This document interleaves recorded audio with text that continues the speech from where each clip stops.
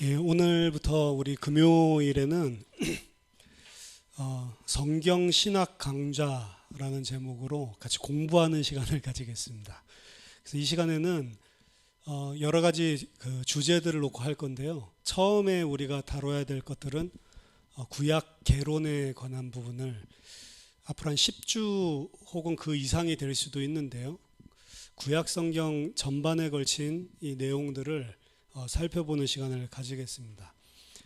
각 권을 살펴보고 각 책들이 무엇을 이야기하는 건지 이런 그걸 이야기하는 게 아니고 구약 성경 전체를 통해서 하나님께서 우리에게 어떻게 계시를 해주셨고 또 성경이 무엇인지 그리고 또 성경 전체를 우리가 어떤 배경들을 가지고 봐야 되는지 이런 전반적인 부분들에 대해서 살펴볼 겁니다. 따라서 지금 이제 구약 개론을 처음으로 우리들이 같이 나누는데 지금 나누는 이 강좌를 통해서는 직접적으로 뭐 설교라든지 혹은 성경을 직접적으로 해석한다든지 이런 데에는 큰 도움이 안 될 수도 있습니다. 하지만 궁극적으로는 성경을 이해하고 성경 말씀을 하나님 말씀으로 받을 수 있는데 굉장히 중요한 백그라운드가 될 거고요.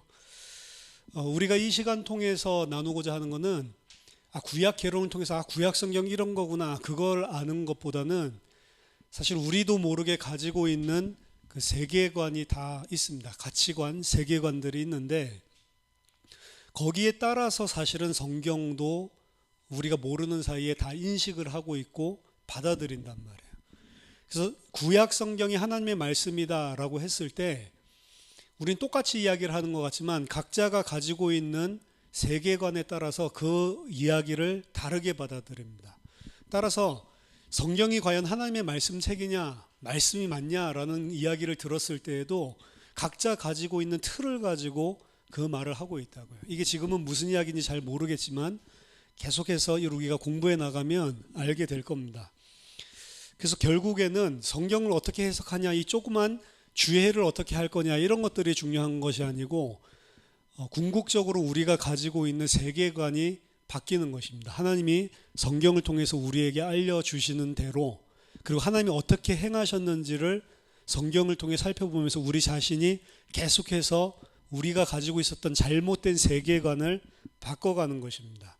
사실은 신학교도 그런 곳이어야 돼요. 신학교도 무슨 설교하거나 목회하거나 이런 스킬을 가르쳐 주거나 지식을 가르쳐 주는 곳이 아니고 사람을 바꿔야 된다고요. 사람이 가지고 있는 세계관, 사람이 가지고 있었던 잘못된 세상적인 틀, 이게 무너져서 이제 하나님의 진리를 살아내고 또 전달할 수 있는 그 사람을 바꾸는 데가 신학교가 돼야 되는데 그러지 않고 그냥 공부 열심히 해서 학점 받아내면 목사 되는 이런 방향으로 신학교들이 사실은 다 세팅이 됐기 때문에 지금 문제가 많은 거죠. 그래서 엄밀하게 말하면 우리는 공부를 금요일마다 하는데 공부를 통해서 지식적인 것들을 습득하는 것보다는 더 생각해야 될 게 내가 가지고 있었던 세계관이 바뀌는 게 더 중요한 부분입니다. 특히 구약 개론이라고 하는 것은 구약 성경의 배경에 대해서 다루는 것입니다. 그럼 구약 성경이 만들어지는데 작용했었던 여러 가지 시대적인 배경 그리고 또 구약 성경이 만들어짐으로 인해서 발생한 배경이 있어요. 구약 성경이 만들어지는 배경이 있고 구약 성경이 있기 때문에 만들어지는 배경이 있다고요. 그런 부분들에 대해서 사실은 살펴보는 겁니다. 그래서 구약 개론이라고 하는 것은 부분적으로는 우리가 구약 성경을 이해하는 데 있어서 굉장히 중요한 그 이슈들이 있습니다. 특히 해석하는 데 있어서 일어나는 문제점들을 우리들이 발견할 수 있도록 배경을 깔아주는 것이고요.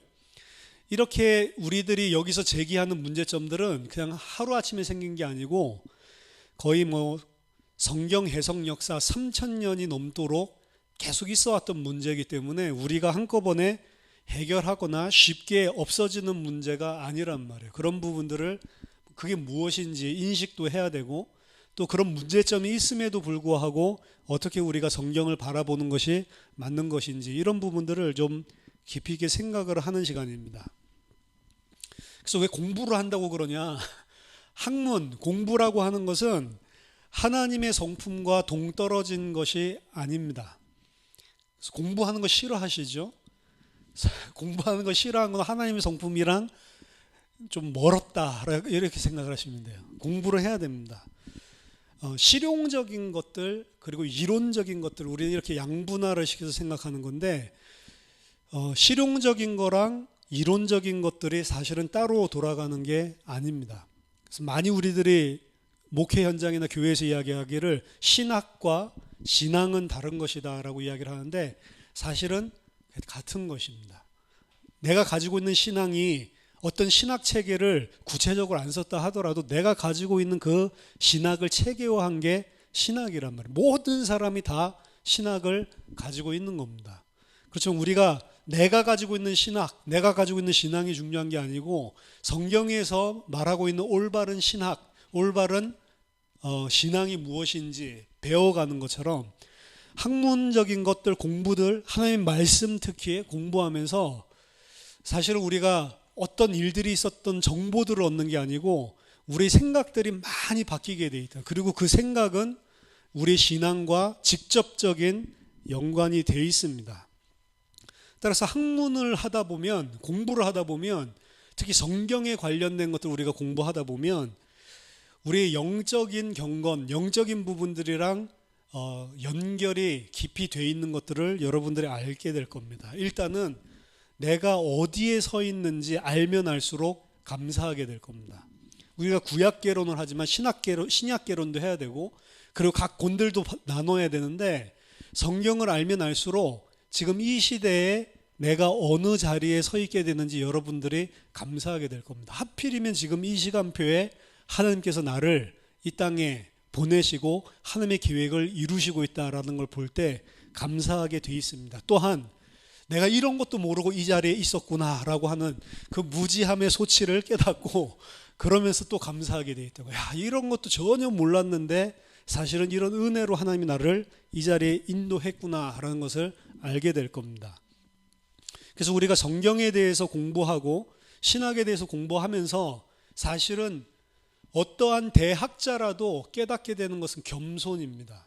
왜냐하면 우리가 구약 성경 속에서 하나님께서 행하셨던 일들을 공부하고 알아가면 알아갈수록 사실은 너무 감사한 것도 있지만 우리가 굉장히 깨달을 수도 없고 이해할 수 없는 비밀이 있다는 것들을 알게 되어 있습니다. 그래서 결국에는 그 하나님 앞에서 굉장히 겸손한 자로, 왜냐하면 신학이란 것은 신을 공부하는 거란 말이에요. 하나님을 알아가는 거란 거. 그거 불가능한 거거든요. 그렇기 때문에 너무 그게 발견하고 또 새로운 걸 깨달을 때마다 즐겁기도 하지만 한편에 있어서는 다 깨달을 수 없다는 것을 알고 내 자신의 위치를 겸손의 자리로 들어가게 하는 그런 시간표가 될 수 있다는 겁니다. 따라서 우리는 성경을 보는 데도 있어서 계속해서 우리 중심적이고 나 중심적이고 우리에게로 주의를 끌고 싶어하는 유혹이 계속 생기는데 그런 유혹을 강력하게 저항해야만 합니다. 기독교 학문에 있어서 가장 잘못된 문제점은 교리 자체가 틀렸다라는 것보다는 결국에는 나 중심적인 영적인 교만에 그 문제가 있는 거란 말이야. 따라서 주어진 과제들, 우리가 이 성경을 공부하고 알아나가는 것들 자체를 무시하는 것도 사실은 내 교만에서 일어나는 것이고 또 내가 공부를 하고 학문을 함으로써 모든 것을 깨달을 수 있다라고 생각하는 것도 교만에서 나오는 겁니다. 따라서 학문을 하면 할수록 사실은 그 두 가지 교만이 없어지게 돼요. 내가 그동안 너무 몰랐었는데 이거 알고 나니까 이거 모르고 그렇게 한 게 너무나 참 철없었던 거구나 라는 것도 알게 되고 그리고 또 공부를 하니까 이건 내가 평생 다 공부해도 모르는 부분이 있구나 라는 것들을 통해서 겸손하게 된다고요. 결국에는 우리 자기중심적인 사고와 교만이 공부를 통해서 무너질 수 있고 그것이 우리의 영적인 부분들에 도움을 준다라고 할 수 있겠습니다. 한꺼번에 이해를 할 수 없기 때문에 인내가 필요합니다.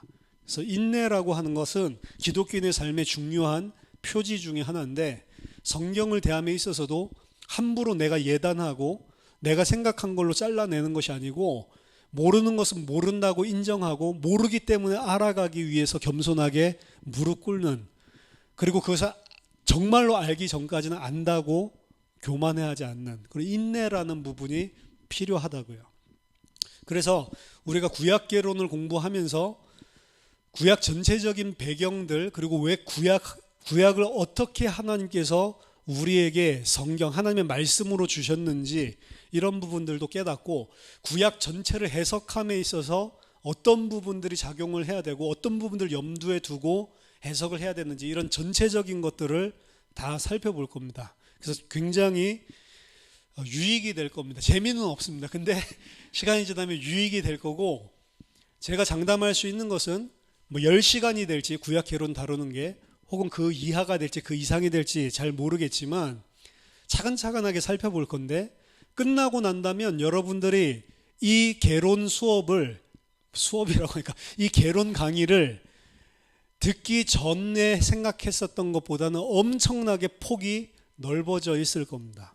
그리고 우리가 너무 쉽게 치부해버렸던 자유주의자들이라든지 성경을 이 공부의 대상으로 삼아가지고 막 학문적인 것들을 이야기하는 사람들을, 아우 저 사람들은 완전히 이 무슨 인본주의자야 라고 그냥 막 터부시하고 아예 거들떠 보려고 하지 않았었던 이 사람들 이야기하는 것들이 굉장히 논리적이고 합리적이고 이유가 있다라는 것을 알게 되고, 그럼 그 사람들 그렇게 논리적인 것, 합리적인 거 가지고 공격을 하는데 우리는 어떻게 이겨내야 되는지, 그 부분도 무시하는 것이 아니고 그 사람들이 하는 걸 충분히 알면서도 우리가 가지고 있는 믿음을 지키게끔 사고의 폭이 굉장히 커질 거란 말이죠. 사실 그렇게 되지 않으면 지금 계속해서 나타나고 있는 이런 인본주의적인 자유주의적인 데이터를 우리 믿음 가지고 당할 수 없게 됩니다.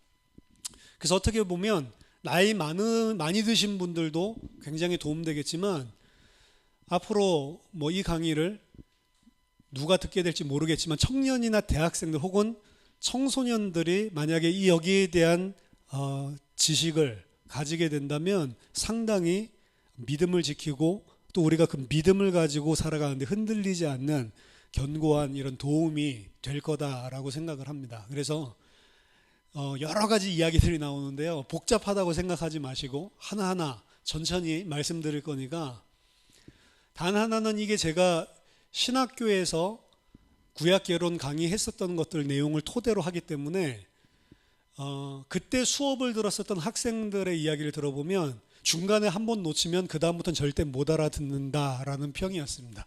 그래서 여러분들이 금요일날 밤은 공부하는 시간이다라고 생각을 하시고 정신을 바짝 차려서 잘 들으면서 그 논리랑 그리고 나오는 정보들을, 흐름들을 놓치지 않고 그렇게 들어가면 되겠습니다. 외우려고 하지 마시고, 우리는 시험 안 보니까, 이건 뭐 중간고사 기말고사 없으니까 외우려고 하지 말고, 아 그렇지 충분하게 이런 논리를 따라서 여러분들이 움직이시다 보면 모든 것들이 다 이해가 될 겁니다. 첫 번째로 우리가 생각해야 봐야 되는 이 구약 성경뿐만 아니라 성경 전체에 관한 내용인데요, 성경에 있어서 가장 기본적이면서도 곧잘 우리가 잊어버리게 되는 점이, 성경은 하나님의 말씀인 동시에 사람의 말씀이라고 하는 것입니다. 성경에는 신적인 요소가 있고 인간적인 요소가 있는데 이 두 개가 절묘하게 동시에 존재를 하고 있는 것입니다. 우리는 어느 한쪽으로 그거를 절대화 시켜버리면 안 된단 말이에요. 하나님의 말씀은 하나님의 말씀인데 하나님이 하늘에서 뚝 떨어뜨려 준 것이 아니고, 인간 저자를 100% 그 사람이 가지고 있는 감성, 그 사람이 가지고 있는 지성, 그 사람이 가지고 있는 사회 문화적인 배경, 모든 것을 다 활용해서 그 사람이 썼단 말이에요. 그 사람이 판단하고 그 사람이 생각을 해서 쓴 거라고. 그래서 성경은 사람이 쓴 책입니다. 66권이 하나님이 이렇게 손으로 쓴 게 아니고 사람 저자들이 유기적으로 영감돼서 쓴 거란 말이에요. 그래서 사람의 책입니다. 사람이 분명히 썼어요. 그리고 동시에 하나님의 말씀입니다. 하나님이 그 사람을 통해서 쓰셨기 때문에 이 두 가지를 절대화시키면 틀린 거라고요. 그냥 무조건 하나님의 말씀이다 이쪽만 절대화시키거나 아니야 이거는 사람이 썼는데 뭐 사람이 쓴 책이야 둘 중에 하나로 절대화시켜버리면 이미 틀린 것입니다. 만약 우리가 신적인 관점으로만 절대화시켜버린다면 하나님의 말씀 이렇게 절대화시키면 우리는 성경이 어떤 특정한 시간, 장소에 살고 있었던 사람에 의해서 기록됐다라고 하는 사실에 관한 시야를 놓치게 돼 있어요. 하나님이 쓴 거니까. 그렇지만 성경은 분명히 어떠한 특정한 시대, 특정한 시간과 장소에 살고 있었던 사람에 의해서 쓰여진 책입니다. 그럼 그때 당시의 문화적인 것들에 굉장히 제약이 돼 있다는 것을 알게 돼 있어요. 만약 하나님의 말씀이라는 것이 하늘에서부터 뚝 떨어진 그것을 의미한다면 우리는 성경 자체가 보여주고 있는 성경이 어떤 책이다라고 하는 것을 정면으로 부인하는 셈이 된다고요. 성경은 하늘에서 뚝 떨어진 책이다라고 보여주지 않고 어떤 특정한 장소와 시간에 살고 있었던 사람이 인간 저자가 썼다라는 것을 확연하게 보여주고 있기 때문에 그렇습니다. 하지만 말은 하지 않지만 많은 사람들, 특히 신자들의 경우에 이런 인간적인 면을 무시한 채 성경을 읽는 것이 대부분이란 말이에요. 우리 이제 믿음 좋은 사람들이니까. 자유주의자들은 어느 쪽을 극대화시키겠어요? 사람의 책 이걸 극대화시키겠죠. 근데 믿음 좋다는 사람들은 이 사람이 쓴 책이라는 거는 무시하고 하나님의 말씀이라는 점만 극대화시키고 있단 말이에요. 그런 경향이 있습니다. 따라서 이게 두 가지가 다 틀리다는 거죠. 자유주의자들처럼 인간적인 측면만을 절대화시켜도 안 되는 것입니다. 성경은 완전히 인간이 쓴 것이고 인간이 기록한 것이기 때문에 성경은 하나님의 어떤 초월적인 존재가 의도하는 어떤 것을 증언하는 책도 아니고 하나님이 기록하신 것도 아니다. 따라서 성경은 하나님이 행하셨던 일에 대해서 인간이 그냥 생각해서 자기 나름대로 쓴 책일 뿐이지 하나님의 신적인 요소는 전혀 없다라고 말하는 게 이제 자유주의란 말이에요. 이것도 절대적으로 성경 자체가 보여주는 것을 반박하고 있는 거란 말이에요. 따라서 개혁주의 신학에서는 성경의 관점은 이 두 가지 성질, 듀얼 네이처, 두 가지 성질을 동시에 정확하게 인식하고 있는 게 개혁주의 신학입니다. 하지만 더 나아가서 이 두 개에 대한 올바른 균형을 맞추고 균형 있게 보지 못하는 부분들에 대해서 우리가 배우고 수정하고 새롭게 생각해야 될 영역들이 많습니다. 특히 우리는 그동안 믿으면 돼 그냥 하는 말씀이야 무작정 이렇게 말하는 것만 들어왔기 때문에 신적인 부분으로 극대화돼 있지 사람이 쓴 책이라는 것은 전혀 생각을 못하고 있단 말이에요. 그래서 이 두 가지 성질, 사람 그리고 하나님 이 부분이 예수 그리스도께서 성육신하신 것과 비교해서 생각을 해보는 겁니다. 성육신의 관점에서 성경책을 생각해 보는 거죠. 그게 인카네이셔널 어넬러지. 그래서 그리스도는 완전한 하나님이면서 완전한 사람으로 성육신하셨잖아요. 둘 중에 어느 하나를 극대화시켜버리면 이단입니다. 예수님은 완전한 100% 사람이면서 100% 하나님이신 거죠. 이 그리스도가 100% 사람이면서 어떻게 100% 하나님이냐라고 하는 것은 굉장히 신비로운 영역이고 우리 머리로는 사실은 이해가 안 되는 부분이란 말이에요. 신비의 영역이란 말이에요. 성경도 마찬가지로 하나님 저자와 인간 저자가 100% 성경에 영감된 것인데 그 성령의 영감을 받아서 100% 인간 저자가 자기 자유의지와 자기가 가지고 있는 지식과 모든 것을 활용해서 썼다는 거죠. 기계적인 영감이 아니란 말입니다. 그 두 개가 어떻게 조화될 수 있냐? 예수님의 성육신처럼 이 부분도 신비한 영역인 거라는 거죠. 그래서 동일한 신비가 성경과 그리스도의 성육신 모두에게 적용된다라고 볼 수가 있습니다. 우리는 앞에서도 말했지만 성경의 신적인 측면만을 강조하는 경향이 있습니다. 왜냐? 우린 믿음 좋은 사람들이기 때문에. 하지만 이번 강의를 통해서 새롭게 강조하려고 하는 측면은 인간적인 측면을 강조하려고 하는 겁니다. 근데 그 인간적인 측면을 왜 강조하냐? 인간적인 측면을 강조하고 그걸 바르게 이해해야 사실 성경을 제대로 읽을 수 있게 돼 있어요. 그걸 읽지 않으면 성경을 하나의 우리에게 진리의 교리를 가르쳐주는 시스템으로 생각을 해서 내가 읽고 싶은 것만을 취사 선택해서 읽고 내게 필요 없다라고 생각하는 것은 전부 다 읽어보지도 않고 고려하지도 않고 제거를 해버린다고요. 그래서 이번 강의를 통해서 새롭게 강조하려고 하는 측면은 인간적인 측면입니다. 그렇게 해서 균형 잡힌 성경 해석의 기본을 까는 그런 작업이라고 할 수 있습니다. 사실 이 성경이 가지고 있는 인간적인 측면은 일반 신자의 경우 전혀 그런 쪽으로 생각을 해보지 않았기 때문에 들었을 때 갈등이 생길 수도 있습니다. 그런 거였어? 이걸 내가 하나님의 말씀이라고 믿고 있었던 거야? 라고 하는 갈등이 일어날 수 있다고요. 그게 이제 대부분의 미국의 이 중부지방이나 남부지방의 시골에서 살고 있었던 대학 청년들이 하버드라든지 예일이라든지 이런 미주 동부나 여기에 위치해 있는 유수한 대학에 가서 종교학 개론을 들었을 때 일어났었던 1970년대 말에서 80년대 초에 일어났었던 극심한 혼란이었고 이들의 대부분은 교회를 떠났습니다. 왜냐하면 이걸 내가 하나님의 말씀이라고 믿었던 거야? 인간적인 측면에 대한 데이터들을 쫙 나열을 하면서 이게 어떻게 하나님의 말씀이냐 이 멍청한 것들아 이렇게 가르친단 말이에요. 그러니까 그 데이터를 접목한 학생들이 내가 완전히 목사 말 듣고 속았네. 그리고 이걸 하나님의 말씀이라고 믿고 있는 부모님을 쳐다보면 완전히 한탄을 하는 거예요. 우리 부모님 아직도 저러고 있네. 이 사람들이 지금 미국의 이 주류 세대가 되어버렸단 말이에요. 근데 그 바람이 한국에도 들어오고 있다니까. 한국은 항상 미국을 20년, 30년 후에 그대로 따라가고 있습니다. 특히 기독교 마찬가지란 말이에요.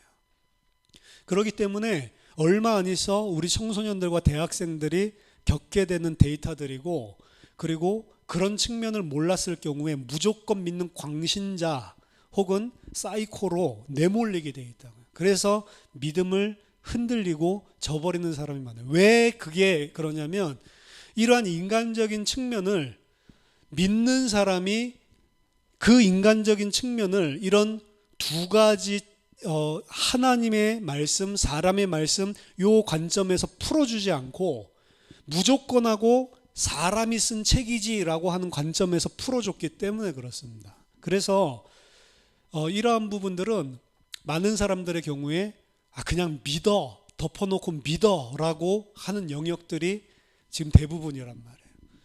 근데 그런 식으로 하면 사실 논리적이고 합리적인 사람들은 교회를 떠날 수밖에 없는 것입니다. 그럼 과연 그렇게 해야 되냐? 아니라는 거죠. 우리가 올바른 하나님의 말씀인 동시에 사람의 말씀 이게 뭘 의미하는지를 틀을 잡고 나면 그런 데이터들에 노출됐을 때도 콧웃음 치게 되어 있습니다. 그래서 제가 처음에 말했지만 세계관을 바꾸는 거라고요. 우리가 그동안 가지고 있었던 고전적인 세계관을 가지면 이런 데이터들 나오면 흔들리게 되어 있다고요. 그래서 여러분들이 이 강의를 잘 따라오시고 잘 이해를 한다면 그런 것들이 등장했을 때 전혀 흔들리지 않고 하나님의 말씀을 하나님의 말씀으로 받을 수 있을 뿐만 아니라 본 내용이 인간 저자가 가지고 있었던 문화적 사회적인 배경들 안에서 과연 이 구절이 뭘 의미하는지 생각하게 되는 그리고 새롭게 이해하게 되는 이런 영역들이 생겨난단 말이죠. 그 배경을 까는 게 구약 개론 강의라고 볼 수가 있습니다. 그래서 새롭게 인간적인 측면을 강조해서 우리가 균형을 잡게 해서 어떻게 보면 우리에게 갈등을 불러 일으킬 수 있는 그러한 요소들을 이제는 갈등이 아니고 뭐 당연한 것으로 받아들이고 아무 요동치 않는, 오히려 나중에는 내가 그런 게 성경이었어? 이렇게 생각했었던 것들이 그래야 성경이지로 바뀌어야만 안 흔들리게 돼 있다고요. 따라서 그동안 여러분들이 믿음이 너무 좋았다면 여러분들은 이 수업을 들으면서 갈등을 하게 될 여지가 충분히 있는 것입니다. 특히 성경의 신적인 측면을 절대화한 사람들에게는 더더욱 그럴 것입니다. 심지어 웨스트민스터에서 이 수업을 들으면서 의자를 집어던지고 나가는 사람도 있단 말이에요. 내가 이런 수업 들으려고 내가 신학교에 온 거 아니다. 나는 하나님의 종이 되기 위해서 왔지. 이런 격한 반응도 일어난다고요. 위험한 그런 내용이죠. 근데 이 부분을 잘 이해해 보면 이게 성경이구나. 오히려 진짜를 깨닫게 돼 있다. 그리고 그게 지금 불신자들이 이야기하고 있는 인간적인 측면의 데이터를 전부 다 새롭게 이해할 수 있는 세계관으로 바뀌었기 때문에 거기에 요동치 않게 된다고요. 따라서 우리는 성경의 양쪽 측면 모두가 필요하다는 것을 인정을 해야 됩니다. 성경의 신적 측면이 없다고 한다면 우리는 성경에서 얻는 힘이 전무할 것입니다. 무기력하게 될 것입니다. 왜냐? 이건 그냥 사람의 책에 불과하니까. 사람이 있었던 역사적인 정보 기록에 불과하기 때문에 우리에게 주는, 하나님이 주는 힘, 하나님이 주시는 능력 전혀 없게 돼 있죠. 그런 식으로 본다면 무기력하게 만드는 하나의 정보에 불과할 것이고, 반대로 인간적인 측면이 극단적으로 없다라고 본다면 사실 우리는 성경 읽을 수도 없는 것입니다. 성경은 우리가 읽고 우리에게 이해하기 위해서 하나님, 무한하신 하나님, 우리의 생각과 우리의 문화에 얽매이지 않는 하나님이 인간의 언어로, 인간 수준으로 낮춰서 설명해 준 것이기 때문에, 그래서 인간적인 측면이 없다면 우리는 성경 자체를 읽을 수도 없는 거고 다가갈 수 없는 것이죠. 우리가 다다를 수 있는 영역의 책이 아니기 때문에 그렇습니다. 따라서 그리스도께서 자기 자신을 완전히 낮추셔서 종의 형체로 우리와 똑같은 인간의 모습으로 이 땅에 오셔야만 하나님의 계시, 하나님의 진리가 나타나는 것처럼 성경도 하나님께서 우리의 수준으로 낮추셔서 우리에게 준 것이라는 점입니다.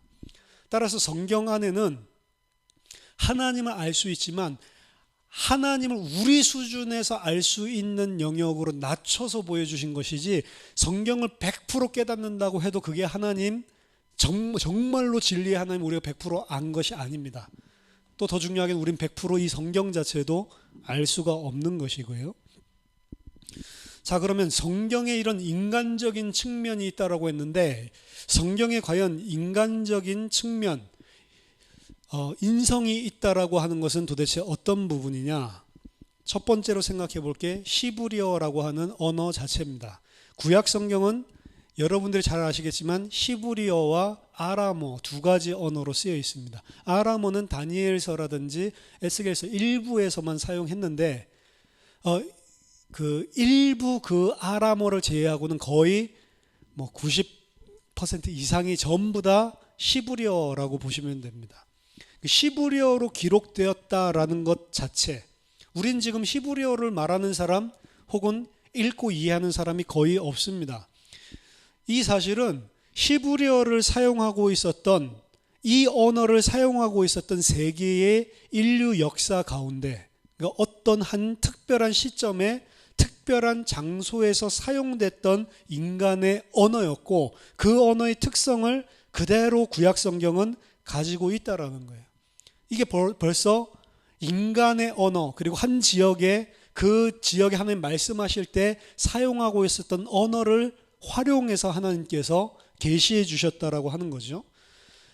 천상의 언어를 가지고 하나님 계시해 주신 게 아니고 사람에게 주는 거기 때문에 사람이 이해할 수 있는 언어, 그리고 그때 당시에 그 사람들이 알아들을 수 있는 형태로 자신을 낮추셔서 하나님께서 기록하셨다는 겁니다. 따라서 시브리어만의 독특한 언어 특징을 가지고 있고, 시브리어 그때 당시에 살고 있었던 문화적인 배경도 다 담고 있고, 그리고 히브리어 문학이 담고 있는 장르라든지 표현, 모든 이런 것들이 다 그대로 녹아 있는 겁니다. 그래서 구약 성경을 연구하는 데 있어서 한글로 번역된 것들을 보는 것도 좋지만 더 정확하게 의미를 알려면 그때 당시의 언어, 문화, 그리고 그때 당시에 어떤 언어를 사용하는 관습적인 것들이 있었는지를 알면 더 정확하게 알 수 있는 거죠. 구약 성경을 그래서 우리가 그냥 영어 성경이나 혹은 한국어 성경을 보면 내용은 알 수 있지만 그 진의를 정확하게 알지 못하는 부분이 많이 있다는 겁니다. 그런다고 해서 큰 틀, 큰 진리는 다 알 수가 있겠죠. 하지만 굉장히 세밀한 부분이라든지 혹은 생동감 있게 들어야 될 부분들을 그냥 무의미하게 읽는 경우가 상당히 많다는 겁니다. 비유를 흑백 TV를 보냐 아니면 칼라 TV를 보냐, 칼라 TV를 보냐 아니면 울트라 HD TV를 보냐, 뭐 이렇게 할 수 있겠죠. 계속해서 화질도 높아지고 계속 발달을 하잖아요. 이전에 예를 들어서 70년대 흑백 TV랑 지금 오늘날 제일 좋은 곡선으로 되어 있는 울트라 SHD 뭐 이런 것들을 가지고 딱 본다면 차이가, 생생함이 너무 비교가 되겠죠. 지금 뭐 땅구멍까지 다 보이고 땀 흘리는 거 한 방울 한 방울까지도 다 잡아내는데요. 따라서 그때 당시의 언어를 이해하고 그때 당시의 문화를 이해해야지만 사실은 구약 성경을 제대로 이해할 수 있는 겁니다. 이것 자체가 이미 인간적인 측면을 구약 성경이 가지고 있다는 것을 보여주는 것이고요. 또 한 가지, 두 번째는 우리가 구약 성경을 보면 가장 많이 등장하는 것들이 뭐 성전이라든지 제사장, 선지자, 왕, 이 그리스도의 3직이죠. 왕, 제사장, 선지자라든지 전쟁과 군대, 이런 것들이 나타나 있습니다. 그리고 왕의 기록을 했었던 이런, 우리나라로 치면 무슨 조선왕조 실록같이 그때 당시에 왕의 역사들을 기록했었던 이런 내용들도 등장을 하고 있고요. 이러한 성전, 제사장, 선지자, 왕, 전쟁, 군대 이런 데 나타나는 독특한 이런 문화, 그들만이 가지고 있었던 이런 행적들은 이스라엘뿐만 아니라 고대 근동지방, 이스라엘이 속한 지방, 팔레스타인 그 지방을 저쪽 바벨론이랑 이집트까지 다 합쳐서 고대 근동지방이라고 부릅니다. 고대 근동지방에 있었던 모든 나라, 모든 족속들이 다 가지고 있었던 시스템들입니다. 심지어 대부분의 나라들은 제사장, 선지자, 왕 이런 제도를 이스라엘보다도 더 먼저 가지고 있었고 이런 문화가 발달되어 온 나라들이 대부분이었습니다. 사무엘상에 보면 우리도 다른 나라들처럼 우리도 왕을 가지게 해달라라고 사무엘에게 찾아와서 이스라엘 백성들이 요구를 하죠. 그때 당시까지만 해도 왕이라는 제도 자체는 이스라엘에 없었더라. 근데 다른 블레셋이라든지 다른 가나안 족속들은 이미 왕이라는 시스템을 가지고 있었거든요. 따라서 이런 것은 구약 성경에서만 유일하게 가지고 있었던 제도들이 아니었다는 겁니다. 굉장히 중요합니다. 지금까지는 성경에 나온 것들, 모든 제도나 시스템들이 하나님의 계시로 하나님이 독특하게 하나님의 백성들에게만 준, 이런 불신자들이나 우상숭배하는 이교도들에게는 전혀 없었던 새로운 것이고 하나님의 백성만 가지고 있는 거다라는 것을 부각시키면서 하나님의 계시의 특별성에 대해서 계속 강조를 했다고. 이게 아까 전에 말했던 신적인 부분만 절대화시켜서 이야기를 하는 거고, 그렇게 해야지만 하나님의 말씀이지, 하나님의 계시지라는 것들을 우리도 모르게 가지고 있다니까요. 할례라고 하는 제도도 이스라엘이 먼저 가지고 있었던 제도가 아니고 가나안 땅에 있는 족속들은 거의 대부분 다 할례를 이미 하고 있었습니다. 이스라엘이 오히려 나중에 도입을 했지. 물론 블레셋 같은 경우는 이 할례라는 것이 없었어요. 그래서 그들은 놀림을 받았습니다. 저 할례 받지 못한 개 같은 것들, 이렇게 욕하잖아요. 다 할례하는데 그 블레셋은 할례를 안 한 거예요. 그러니까 욕을 하고 있었다. 그건 이스라엘만 욕한 게 아니고 그때 당시 다른 나라에게도 늘 당하는 욕이었단 말이에요. 그러니까 이스라엘에게만 특별한 있는 제도를 하늘에서 뚝 떨어뜨려 준 것이 아니고 이미 그때 당시에 있었던 고대 근동 지방에 있었던 많은 민족과 나라들이 왕, 제사장, 선지자, 성전, 군대, 그리고 할례 이런 것들을 다 가지고 있었다. 오히려 이스라엘보다도 더 먼저 가지고 있었다는 겁니다. 따라서 구약에서만 유일하게 있는 제도가 아니고 사실은 하나님께서 이미 있었던 이런 제도들, 이런 인스티튜션, 이런 기구들을 활용해서 하나님이 이들에게 중요한 계시를 하셨다라는 겁니다. 이 사람들이 평상시 때 그 문화 속에서 보고 있었던 시스템들을 활용해서 계시를 하셨다는 거죠. 그럼 그리스도라는 것도 우리들이 생각해 볼 건 왕, 제사장, 선지자라고 이야기하지만 그리스도를 어떻게 왕, 제사장, 선지자로 다 표현을 할 수가 있겠어요? 사실은 그리스도가 우리가 가지고 있는 왕의 개념, 우리가 가지고 있는 제사장의 개념, 우리가 가지고 있는 선지자의 개념으로 표현이 됩니까? 그리스도의 삼재기라고 하는 것도 그리스도를 표현하기에는 1%도 제대로 표현하지 못할 만큼 아주 그리스도의 그 풍성함에 비하면 아무것도 아니란 말이죠. 하지만 우리를 구원하시기에 이 정도는 최소한 알아야지만 되기 때문에 우리가 이해할 수 있는 수준으로 우리가 알고 있는 문화와 제도들을 통해서 설명해 주신 것 뿐이라는 거죠. 그게 특별한 것을 한 게 아니고 우리들이 알 수 있는 수준으로 낮춰서 설명을 해준 거라는 겁니다. 여러분들이 이런 부분들에 있어서 유연하게 생각을 할 수가 있어야 돼요. 그러면 지금 여기까지 설명했을 때 그렇지 라고 생각되죠. 요거 하나를 생각을 하고 못하고가 나중에 그런 데이터들을 접하게 됐을 때 우리가 믿음이 흔들리냐 아니면 전혀 요동치 않냐를 사실은 결정하게 된다고요. 굉장한 이 배경을 깔고 복선을 깔고 말씀드리는 부분입니다. 세 번째로 이러한 것들은 하나님이 바로 하나님의 사람들에게 계시하시기 때문에 일어난 현상입니다. 하나님께서 계시를 하셔야 되겠는데 그 계시하실 사람들은 시간과 공간의 제약을 받을 수밖에 없는 사람들이고 그 사람들이 가지고 있는 지식 수준은 자기가 보고 경험한 것 외에는 아무것도 모르는 상태란 말이죠. 그때 당시에 고대 근동지방에 3000년 전에 4000년 전에 하나님께서 계시를 하시는데 예를 들어서 양자 이론을 이야기를 한다. 이렇게 이야기하면 못 깨닫는 거죠. 컴퓨터 이야기를 설명해 준다. 모르는 겁니다. 그러니까 그 사람들이 가지고 있었던 시스템과 제도와 문화를 통해서 하나님은 계시할 수밖에 없는 거예요.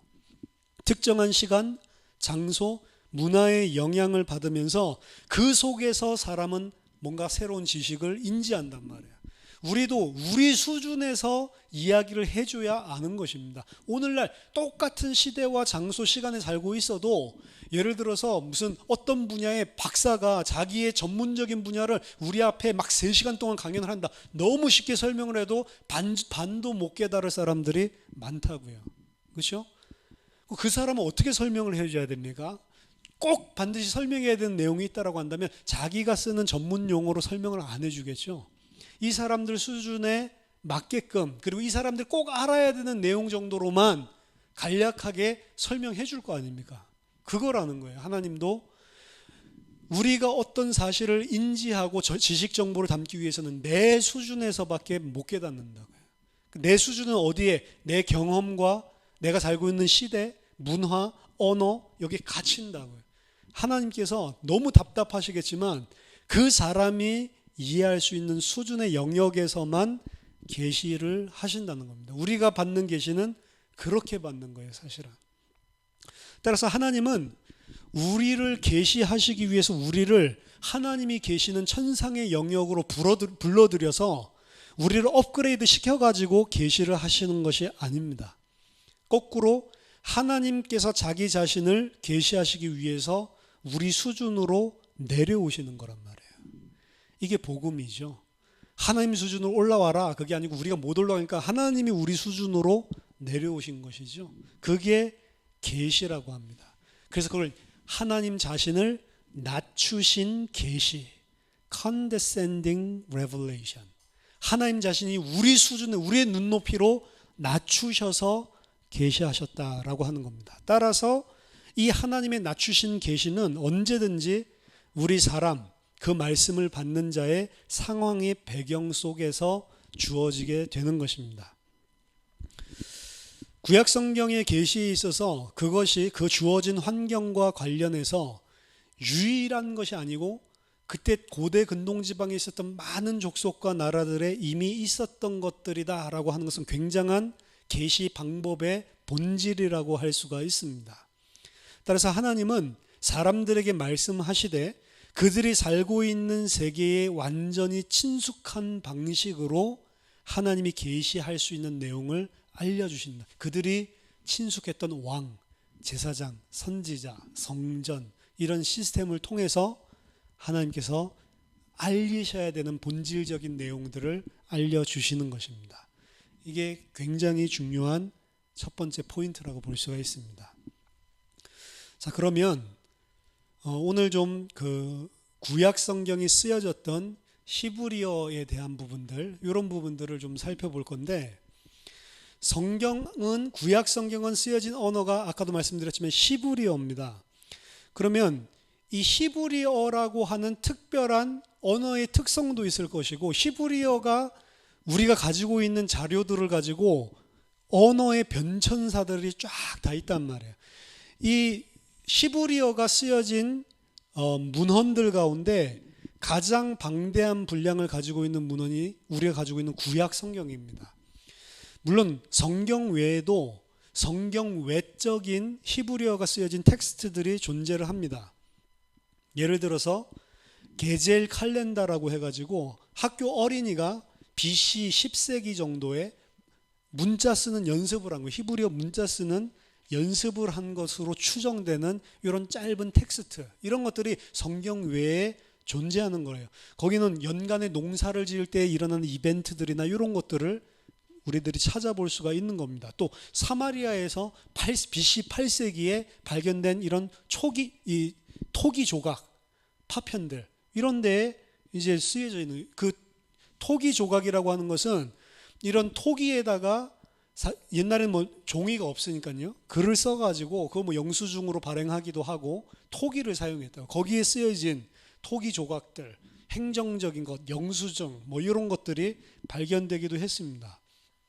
또 BC 8세기에 히스기야가 아시리아한테 침공당했을 때 물이 없으니까 물을 내기 위해서 이 실로암 터널을 뚫거든요. 그 실로암 터널까지 예루살렘 성에서 이 물을 끌어당기기 위해서 터널을 파는데, 그 터널 중간에 한쪽에서 파고 들어오고 이쪽에서 파고 들어오고 중간에서 딱 만났단 말이에요. 기적이죠. 그래서 만나가지고 이 터널이 완성된 것을 기념하기 위해서 벽에다가 써놓은 뭐 히브리어 글자, 뭐 이런 수준이란 말이에요. 그러니까 그 양으로 본다면 굉장히 적다라고 할 수가 있는 거죠. 또 6세기 가운데 라키시 편지라고 해서, 라키시라고 하는 예루살렘 외곽에 있는 지역에서 발견된 토기 위에 쓰여진 편지인데요. 이런 데는 바벨론 침공 때 예루살렘이 어떻게 농성했는지를 쓰고 있는, 이거 우리 구약 성경과 겹치는 역사적인 내용입니다. 상당히 구약 성경에 있는 역사 기록과 이 라키시에서 발견된 이 문서랑 읽어보면 흡사해요. 그래서 성경이 실제로 이런 바벨론 침략 항공 이런 것들이 있을 때 쓰여진 이 내용이 역사적으로 사실이구나, 뭐 이런 것들을 뒷받침하기도 합니다. 또 다윗이 과연 있었냐라고 하는 것도 역사학자들에게 있어서는 예수님이 있었냐 그것 가지고도 뭐라고 하는데, 그 전에 BC 10세기에 다윗이라는 사람이 있었기나 한 존재냐, 이것도 굉장히 의문의 대상이라고 해요. 근데 이 테어단 다큐먼트라고 해서 다윗의 집이라고 하는 BC 10세기에 쓰여진 이런 조각들, 이런 것들이 발견돼서 이런 것들이 이제 성경 외에 가지고 있는 히브리어 자료들이란 말이에요. 너무 적죠, 사실은. 그에 비해서 우리가 가지고 있는 성경, 이게 이렇게 많은 내용의 분량이 이렇게 오랜 기간 동안 전수됐다라고 하는 것은 기적에 가깝다라고 봐야 됩니다. 거의 히브리어로 쓰여진 문서들은 이 성경이 거의 모든 것이다라고 보면 될 정도로 외부에서 발견되는 것들이 상당히 양으로 보자면 굉장히 없단 말이에요. 성경에 쓰여진 히브리어는 비블리컬 히브루, 성경의 히브리어 이렇게 이야기를 하는데, 오늘날 쓰는 히브리어, 이스라엘 사람들이 쓰는 히브리어와는 완전히 다른 것입니다. 그럼 우리가 그동안 이 성경이 가지고 있는 문서가 그렇게 엄청나다라고 하는데 이게 어느 정도로 엄청나게 많냐? 가장 많은 고대 그 언어로 된 텍스트들 요거로 본다면 아카디아어로 된 것들이 가장 많아요. 아카디아라고 하는 언어는 성경이 예를 들어서 주전 1000년 정도, 1000밀레니엄, 밀레니엄 하나, 1000세기, 1000년을 주기로 하는 그거로 치면 구약 성경은 약 BC 1200년도에서 뭐 이때까지 1000년 정도 사용된 거라고 본다면 아카디아어는 그 성경 나오기 이전, 히브리어 나오기 이전부터 한 2000년 더 앞선 그런 언어였고 고대 근동 지방이 다 쓰고 있는 언어가 아카디아어였다. 그러니까 그 언어로 쓰여진 고대 문헌들은 방대합니다. 그것 다음으로 고대 3개의 텍스트들 중에 가장 많은 자료를 가지고 있는 게 우리가 있는 이 구약 성경이란 말이에요. 구약 성경은 지금 히브리어 성경으로 쓰여진 책들을 보면 약 1500페이지 정도가 됩니다. 그리고 그 다음 언어로 많이 쓰여진 텍스트는 우가릿이라고 해서 우가릿 언어로 쓰여진 텍스트인데 우가릿 언어는 어느 정도 양을 가지고 있냐면 2500개 라인밖에 없어요. 2500줄. 그게 전부 답니다. 성경은 창세기만 줄이 아니고 1534절을 가지고 있어요. 그러니까 2위랑 3위랑 격차는 엄청난 거죠. 그러니까 그만큼 고대 시대에 대해서 가장 정확하게 알 수 있고 많은 정보를 주는 책이 성경만한 것이 사실은 없다라고 하는 것입니다. 그러니까 성경에서 이야기하는 역사는 인정하지 않고 예를 들어서 그럼 우가리더에서 나오는 것들 혹은 다른 조그만 파편에서 나온 것들 그런 역사가 맞는 거라고 우기면서 성경의 역사는 다 허구다라고 말하는 게 터무니없는 짓이라고. 그 사람들이 말하고 있는 자료는 터무니없이 적은 것들을 가지고 이야기를 하는 거고 성경은 일관되게 성경 자체가 이야기하는 역사적인 내용을 주장하고 있는 거라고요.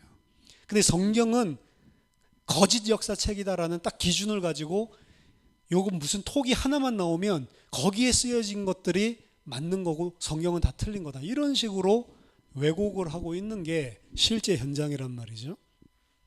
따라서 성경은 우가릿이라고 하는 것은 BC 1400년 때부터 쓰여진 이런 텍스트인데 굉장히 오래된 것인데 우리가 가지고 있는 히브리어 성경은 대략 1000년 혹은 1200년 BC 1200년경부터 기록된 것으로 보고 있고 그때부터 시작해서 1000년이 넘는 기간 동안 쓰여진 책이란 말이에요. 다윗이 쓴 시편이 BC 10세기, 예레미야서 같은 경우에 BC 6세기, 그리고 역대기, 에스라, 느헤미야 이런 것들은 포로 후기, BC 5세기경 이때에 쓰여진 겁니다. 따라서 그 누구도 히브리어 성경 자체가 가지고 있는 역사를 봤을 때 히브리어에 대한 역사를 연구를 하고 우리가 가지고 있는 성경에 대한 부분들을 연구를 하는데 BC 1200년까지 거슬러 올라간다. 이 히브리어 성경, 우리가 가지고 있는 성경이 그거를 부정하는 사람은 아무도 없습니다. 그러니까 최소 BC 1200년대부터 우리가 지금 보고 있는 이 성경이 히브리어로 기록되어 있는 자료들을 우리가 가지고 있다라고 보는 겁니다. 그게 언어학적으로 맞습니다. 하지만 BC 1200년 더 이상된 히브리어가 있냐? 없어요. 그래서 아브라함 같은 사람 BC 18세기 사람이거든요. 모세라고 하는 사람이 BC 15세기 혹은 BC 12세기라고 이야기를 합니다. BC 12세기라고 이야기한 건 이제 출애굽이라든지 그리고 성경이 히브리어로 써져 있는 이 부분이라든지 이런 것들을 가지고 이야기를 하는데 전통적으로는 15세기로 보지만 또 12세기가 또 강력하게 이야기하고 정확하게 몰래 15세기인지 12세기인지 어쨌든 성경이 히브리어 언어학상 히브리어로 기록될 수 있었던 시기는 BC 12세기입니다. 그 이전으로는 올라갈 수가 없어요. 그럼 그 이전에 있었던 아브라함 이야기라든지 이런 이야기들은 어떻게 된 거냐 이런 부분도 우리가 의문을 품을 수 있는 거겠죠. 그런 것들도 다 생각을 하게 될 겁니다. 이번 구약 개론을 통해서. 어쨌든 BC 1200년대부터 거의 1000년 가까이 각각 책들이 쓰여졌기 때문에 히브리어 성경, 구약 성경 안에서도 이런 히브리어가 시간을 거치면서 변화된 흔적들이 다 존재를 하고 있어요. 그래서 성경이 1000년 정도 역사를 가지고 있다라고 생각을 하는 겁니다. 왜냐하면 히브리어가 그대로 언어를 쓰는 게 아니고 바뀐단 말이에요. 벌써 1200년이 흘렀다니까요. 우리나라도 그렇죠. 조선시대 때 썼던, 세종대왕이 한글을 만들었지만 조선시대 때 썼던 처음 그 한글을 만들었을 때의 한글 문서랑, 그리고 한 300년 정도 지나서 또 구한말에 쓰던, 그리고 지금 쓰는 한글 보면 각각 다 다를 거 아니에요. 그럼 그거 보면 답이 나오죠.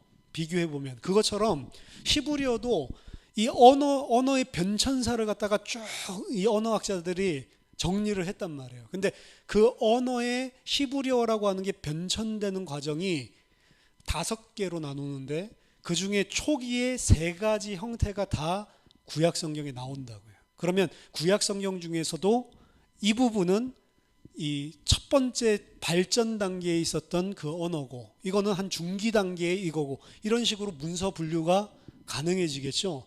그것들을 가지고 연대들을 대략적으로 언어학상으로 측정을 하는 겁니다. 따라서 성경 안에 있는 히브리어 문법들은 우리가 오늘날 신학교에 가면 배우는 히브리어 문법 책 배워가지고 해석할 수 있는 부분도 있지만 적용이 안 되는 부분도 있다. 왜냐? 더 고대 히브리어 문법을 활용한 거니까. 그런 부분들이 이 안에 변천이 다 존재를 하고 있다고요. 이 말씀을 왜 드리냐면, 성경은 한 시대에 한 시간과 한 장소의 사람들에게 특별하게 그 사람들에게 계시된 거고, 그 사람들이 사용했었던 언어의 흔적을 그대로 다 가지고 있는 거라니까요. 이게 사람의 책이라고 하는, 사람의 계시라고 하는, 사람이 직접 쓴 책이라고 하는 것들을 보여주는 언어학적인 이런 부분들입니다. 그래서 5가지 단계가 있는데 오늘 시간이 많이 갔으니까 여기까지 하겠습니다. 그래서 우리가 구약 개론 이야기를 하면서 언어적인 부분들도 그렇고, 아까 전에 말했던 성전이나 제사장이나 이런 시스템, 문화적인 부분들도 그렇고, 그리고 사회적인 부분들도 그렇고, 여러 가지 측면에서 문학 장르들까지도 다 대조를 해보면서 하나하나 새롭게 알아갈 겁니다. 그리고 성경이 끝나게 되면, 개론이 끝나게 되면, 이런 방식으로 하나님께서 우리에게 하나님의 말씀을 주시는 거구나 라는 사실들을 알게 될 겁니다. 그러면 이게 하나님의 말씀이라는 사실에 대해서 여러분들은 절대로 안 흔들리게 될 겁니다. 또 한 가지, 하늘에서 뚝 계시를 받았다라고 하는 사람들이 얼마나 허무맹랑한지 알게 될 겁니다. 하나님께서 계시 주는 방식과 전혀 다른 이야기를 하는 거예요.